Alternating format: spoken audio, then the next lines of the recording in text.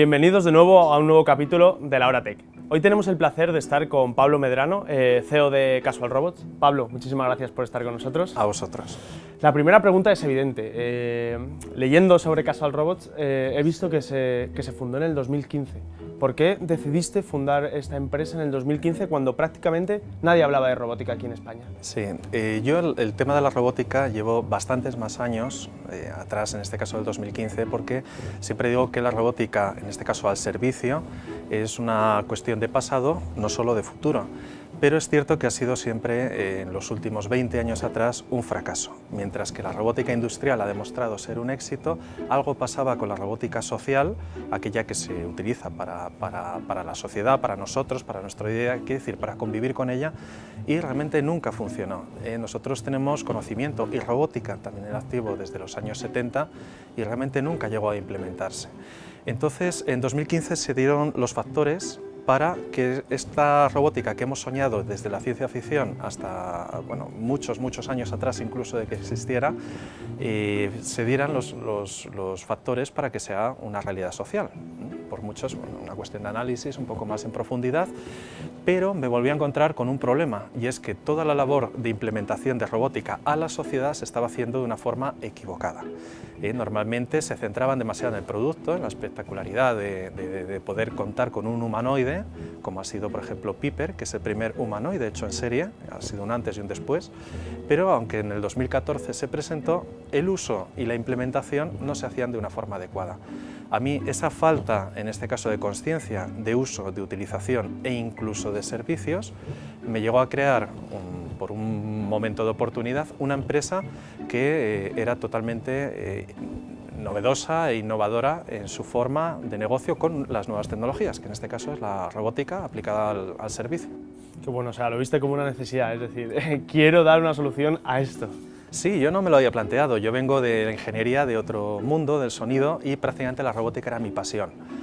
A partir del 2009, un poquito antes, vi que sí que empezaba a haber robótica que cumplía los objetivos que debe llevar, como fue Sony, que nos lo ofreció, y una pequeña empresa francesa que también es no era normal, casi toda la robótica es asiática o americana, y curiosamente Europa ha despuntado o ha logrado el momento, en este caso, de evolución.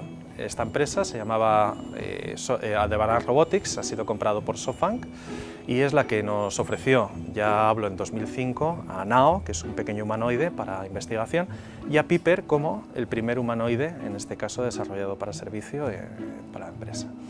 Ahí yo trabajé desde el 2010 como desarrollador de esa empresa, que actualmente es la más importante del mundo de robótica, y la labor de analizar el mercado y crear Casual Robots. Qué bueno, Pablo, entonces sí que vemos que el tema de la robótica no viene desde el 2015, sino que viene mucho más atrás. Pablo, tú que lo tocas más de cerca, estamos hablando todo el día de la robótica aplicada a la realidad empresarial, al mundo empresarial, pero ¿hasta qué punto las empresas están aplicando la robótica en su día a día? Bueno, la empresa ha aplicado la robótica industrial con un éxito sin precedentes y con crecimiento prácticamente del 16% anual, lleva un crecimiento también de productividad, y la robótica industrial estamos hablando de una tecnología que está desde el año 1954, o sea, es bastante actual.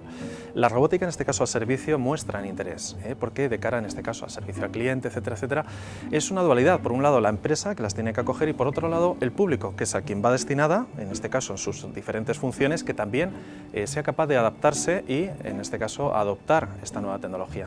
Las empresas, el mayor problema que yo he visto, y también fue otra de las razones de Casual Robots, es que prácticamente lo adquieren simplemente por imagen, quiere decir, es una imagen de tecnología y eso ya lo cumple. Yo siempre les digo, eso lo vas a tener, si es alucinante con aquello que hemos soñado solo hace 20 años atrás, de que puedas disponer un humanoide en tu sistema de trabajo, etc.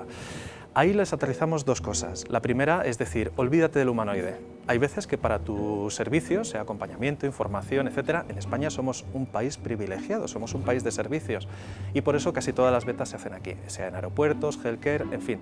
Un robot es un ordenador, su uso es ilimitado, podemos hacer casi lo que queramos con él. Pero les indicamos que utilicen el buen, en este caso, continente o el buen robot para su servicio, y sobre todo que encuentren, aparte de esa imagen, un sentido en el servicio que les pueda ofrecer. En esa parte hacemos una labor de asesoramiento que también es una diferencia, no vendemos robots, nosotros vendemos servicio. Lo primero es escuchar al cliente, luego aterrizarle dónde está la robótica de hoy, lo segundo, aconsejarle sobre qué es lo que ofrece o va a ofrecer el mercado, desarrollar para él y sobre todo la última parte que no hacen yo no me encontré en el mercado prácticamente, son las instituciones educativas probablemente o empresas como la nuestra, que es acompañarles a hacer buen uso de esta tecnología. Esa parte para mí es fundamental en las nuevas tecnologías, salir de la imagen, ver su sentido y sobre todo hacer un buen uso de las nuevas tecnologías. Pablo, hablando de empresa, robótica, me imagino que estarás harto de que te hagan esta pregunta, pero es verdad que son muchas las noticias que estamos leyendo, incluso que dentro de poco la robótica tendrá que empezar a cotizar. ¿Qué les dirías a aquellas personas que están todo el rato diciendo que el robot ha venido a quitarnos el empleo, a los humanos? Bueno, el robot realmente es una extensión natural de las tecnologías que ya existen y ya se están utilizando. Es curioso como nosotros, muchas empresas, nos dan nos transmiten ese miedo, esa percepción de la robótica. Digo, si no es nada nuevo, es lo mismo que puede hacer tu móvil, lo único que le estamos dando un continente diferente. La robótica es el continente ideal de las nuevas tecnologías, pero esas tecnologías ya existen desde hace tiempo. Quiere decir, todo lo que ahora mismo viene acompañando esas preguntas que es, oye, el control, quiere decir, ¿sabrán más de nosotros? Sí, pero es una extensión natural de las tablets, los móviles o los sistemas de seguridad que existen actualmente. Simplemente le ponemos rostro o le ponemos más funciones, pero no significa que sea un antes y un después. Si hay esa conciencia, ya la tomas para decir, bueno, entonces no debemos prohibirlo, porque es algo con lo que ya estamos día a día. No nos sorprenda cuando las redes, en este caso, o nuestros propios navegadores, teléfonos, etcétera, lo saben todo sobre nosotros. Es que es el negocio, el siglo XXI es el negocio de los datos. Y si eso tenemos conciencia, simplemente tenemos unos nuevos continentes y unas nuevas herramientas que van mucho más allá, porque permiten técnicamente saber mejor y más de nosotros, quiere decir, el dato es de más calidad, ya no es ese Big Data desmesurado, sino a lo que estamos también ahora. Más vale en este caso controlar y dato de calidad. Pero en el fondo depende también de nosotros. La tecnología está ahí, no es nada nueva, simplemente es una parte exponencial de la propia tecnología y el uso que demos de ella. Ahí es cierto, la pregunta que me hacías al principio, ¿nos va a quitar puestos de trabajo? Por supuesto. Claro que sí, todas las nuevas tecnologías lo han hecho, todas las revoluciones industriales lo han hecho y la robótica pertenece, dentro de la inteligencia artificial y todos los usos, algoritmos, etcétera, a una transformación que es la 4.0, donde como toda la transformación digital se va, en este caso, al servicio y el servicio implica un rendimiento que lo que va a hacer es simplemente que nos tenemos que volver a aprender, como se suele decir. En este tema, la única diferencia de la que hemos vivido en los 80 o en los 90 es el tiempo. Ya no es una cuestión de nuestros hijos, va a ser una cuestión de nosotros, tanto empresas, servicios, etc. Todo está cambiando simplemente más rápidamente de lo que hemos vivido en la última transformación digital. Sí, pero bueno, luego también por contra está creando puestos de trabajo. Por ejemplo, los trabajadores de Casual Robots no tendrían este puesto si no fuese por la robótica. Evidentemente, en esa adaptación casi el 60% de los puestos todavía no están inventados y entre ellos la robótica es uno de los grandes exponentes de las nuevas tecnologías. Nos tenemos que preparar, por ejemplo, ciberseguridad, protección de datos, legislación, incluso el propio uso. Invita a que son puestos y preparaciones que no están. Nosotros en caso, yo tengo un problema gravísimo, yo no encuentro personal cualificado para la robótica y lo necesitamos, pero es una realidad. Hay otro de los puntos donde yo, por ejemplo, siempre invito, y digo, hemos perdido mucha industria que se ha ido fuera, especialmente todo lo que es la manufactura. Gracias a la robótica la podemos recuperar, eso tampoco se pone en las mesas. La robótica, por ejemplo, nos permite, y lo hemos visto en las líneas donde se está utilizando robótica industrial, que permite, por su propio rendimiento, volver a recuperar industrias que aquí se han ido hace ya unos años y nadie habla de ellas. Desde la textil a cualquier manufactura electrónica o no electrónica, ya no están en Europa. La robótica nos puede ayudar a recuperar. Yo siempre lo veo como una oportunidad, esos puestos que faltan y sobre todo en esta parte de aquí, es decir, bueno, si recuperamos o la robótica ocupa un 50, un 60, como dicen, hasta un 70% en 2025, yo veo un 30% que ahora mismo no existe y podemos tener manufactura aquí. Es diferente a, por ejemplo, Estados Unidos, que legisla, prohíbe e incentiva, en este caso, o agrava los impuestos de importación. Yo no creo en esa línea, creo más en generar nuevos empleos y recuperar a través de la robótica, que es la única forma de hacer o poder recuperar unas industrias que se basan en un rendimiento económico. Y ahí la robótica nos va a ayudar, agricultura, un montón de servicios que ahora mismo podemos aplicarla. Bueno, tendremos confianza entonces en la robótica, no nos quedará otra. Cambiando un poco de tema, Pablo, el otro día leía que nos estamos enfrentando a una de las enfermedades que van a involucrar a más personas de la historia, que es la soledad. En el 2030 muchos auguran que ya será una auténtica epidemia.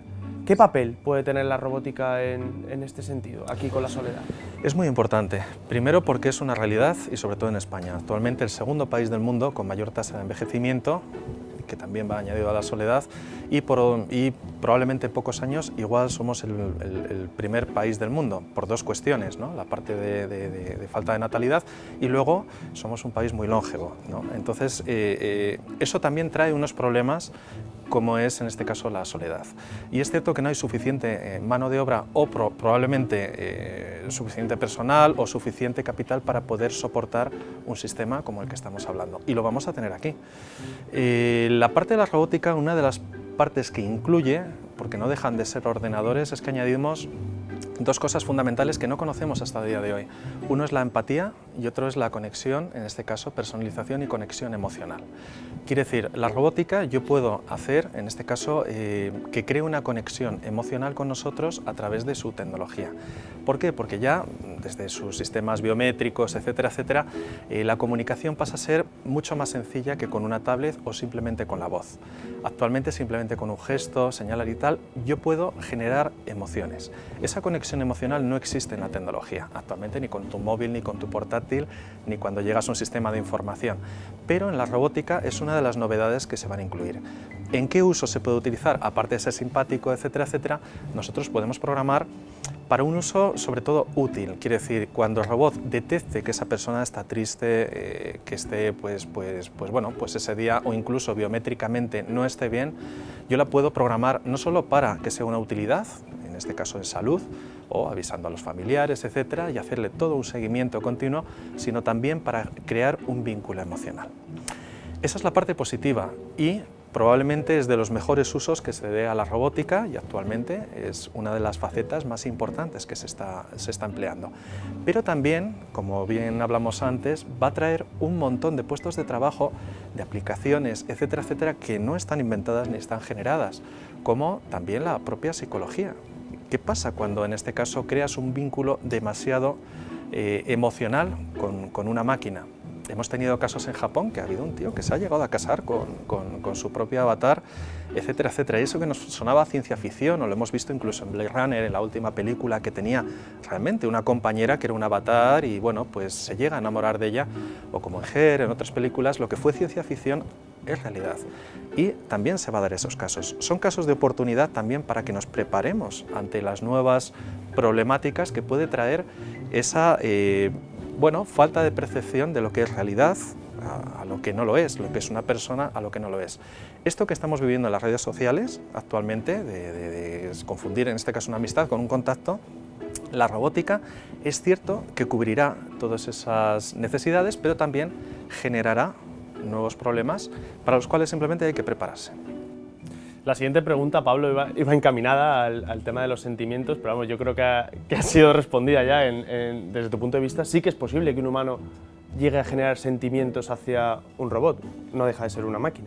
Sí, son más eficientes. Entonces estaríamos en muchas labores donde ahora mismo también se está planteando, donde pueden cubrir, como es el healthcare, pero también no solo compañía, sino una relación, etcétera, etcétera, donde incluso hasta un buen sistema de inteligencia artificial, quiere decir que no tenga continente tal, hasta qué punto dentro de unos años tú vas a saber que a lo mejor esa amistad y ese cibercontacto que has tenido es real o está generado por una IA.